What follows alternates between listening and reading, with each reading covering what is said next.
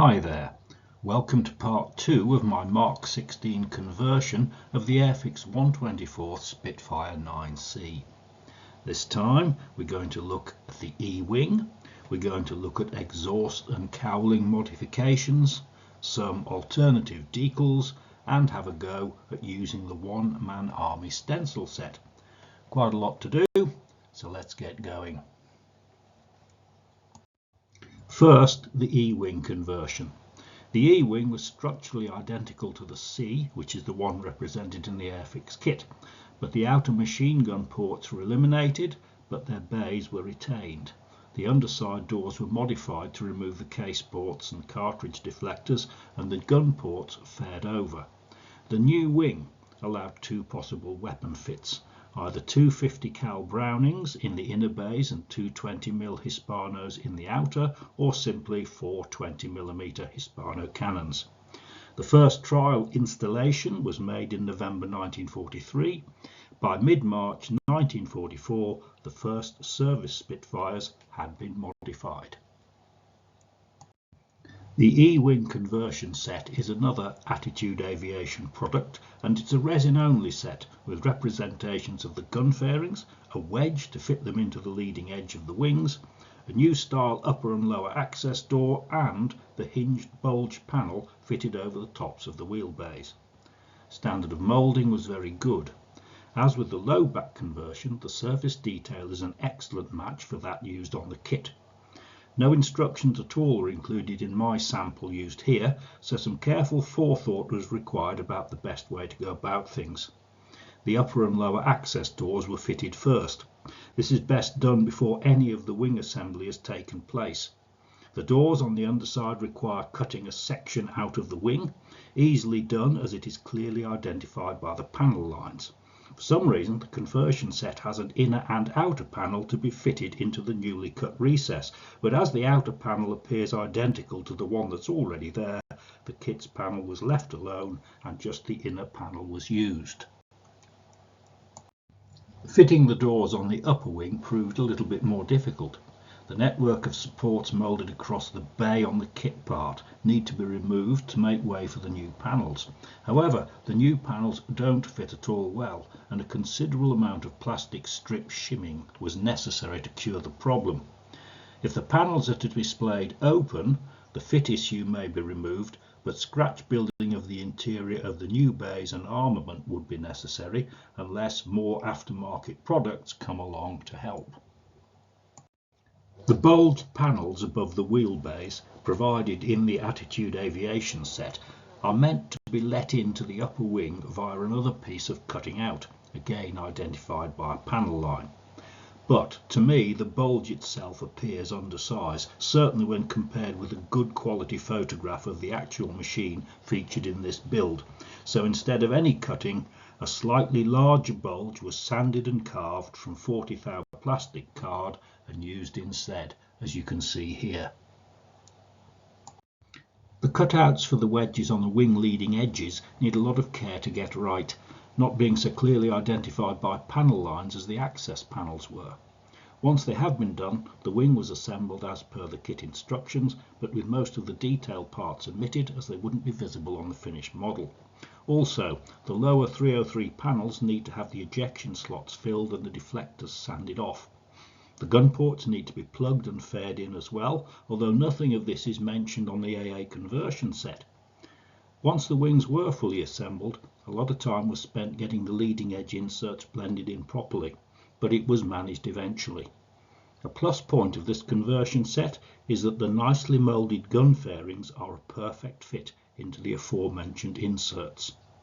Also, as with the low back conversion, the point needs to be made that the E-wing was not unique to the Mark 16, with later production Mark 9s also being completed with it. There were still two remaining Attitude Aviation sets to incorporate.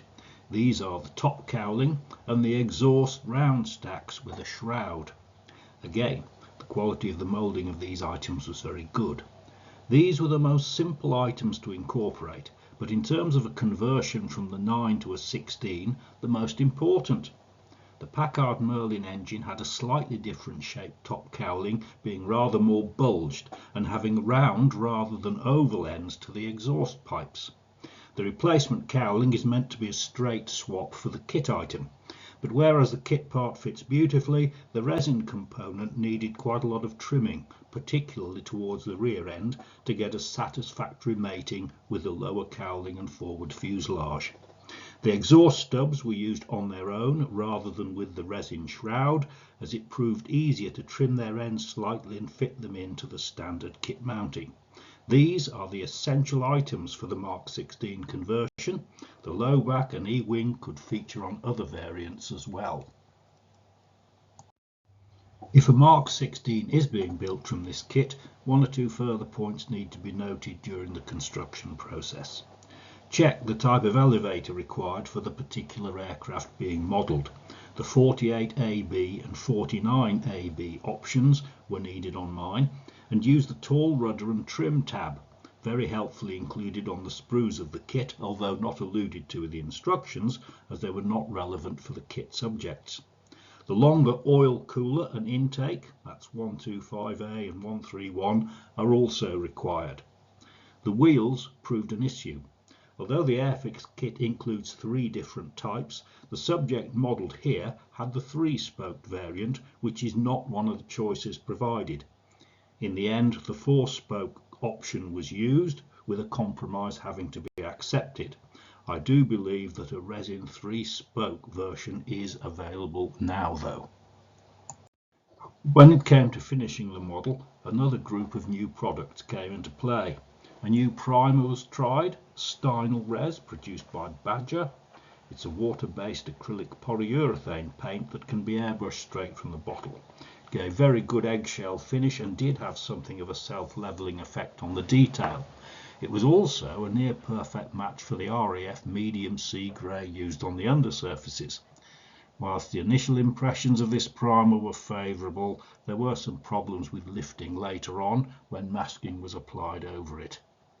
For the final colours, true colour lacquers were used for the medium sea grey undersurfaces and the ocean grey sections of the upper. These require thinning with acetone. Gave good results, although the vapour is not pleasant and good ventilation is essential.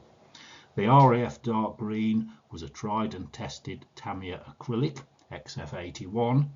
That's only because I couldn't get the true colour equivalent on time for this build. The star finishing product was undoubtedly the masking set produced by One Man Army. This set is intended for the Airfix Mark 9 and contains replacement stencils for all the decal options provided in the kit. Whilst the serial numbers and squadron codes were not relevant to this conversion, all of the extensive data stenciling most certainly was.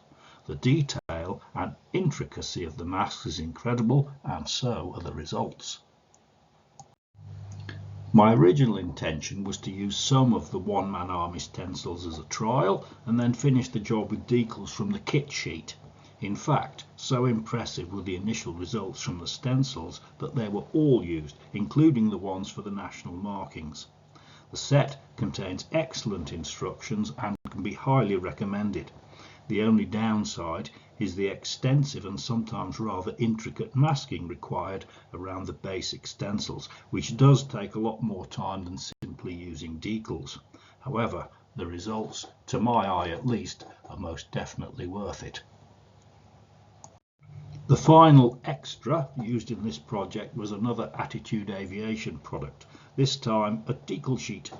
This sheet contains markings for 3 different Mark 16s, at least 2 of which are still flying today. A single set of national markings is included, plus serial numbers and squadron codes for each of the 3 aircraft. The markings are well printed with good colour register, but are very glossy.